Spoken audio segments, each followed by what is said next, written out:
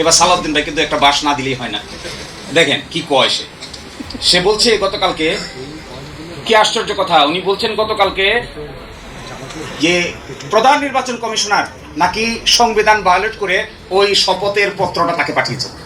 তাহলে আমার সালাউদ্দিন ভাই সংবিধান ভায়োলেট না করিয়া ঐক্যমত্য কমিশনের মেম্বার কিভাবে হয়েছে?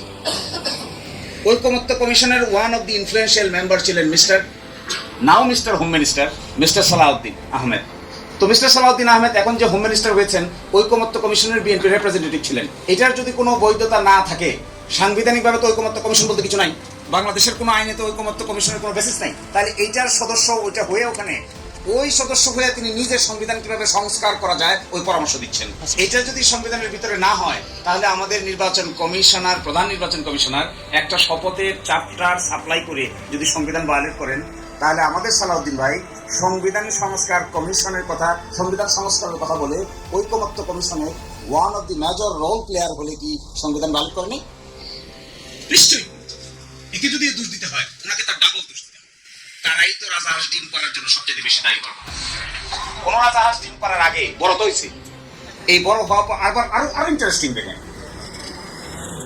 কি আশ্চর্য কথা, রাজাহাঁসের ডিম পাচ্ছে এই কথা ওনারা বলছেন। ডিম সবাই ডিম সবাই দিচ্ছে না।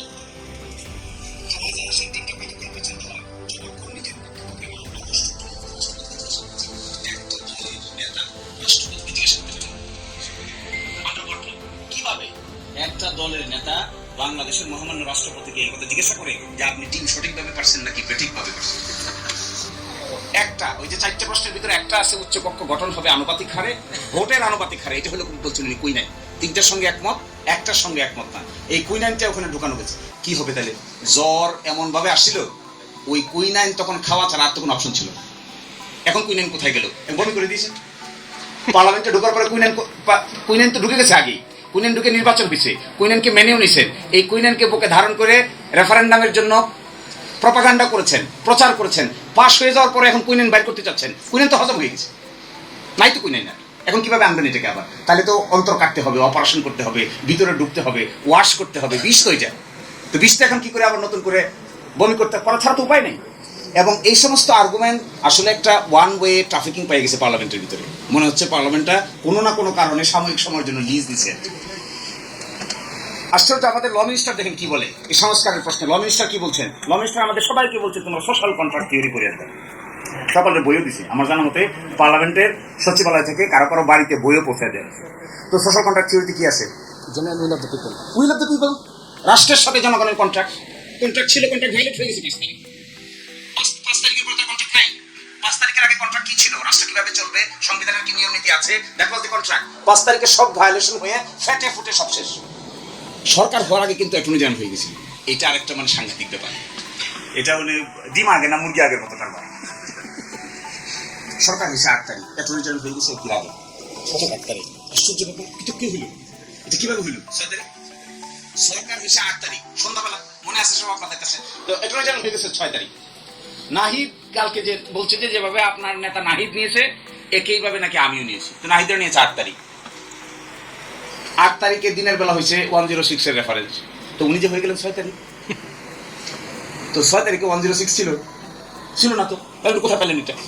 এর মানে এই 5, 6, 7 এই 3 দিন এই রাষ্ট্রীয় মেকানিজমে মিলিটারির মধ্যস্থতায় এমন কিছু হয়েছে যা অভ্যুত্থানকারীরা ভালো করে খেয়াল রাখতে পারে নাই।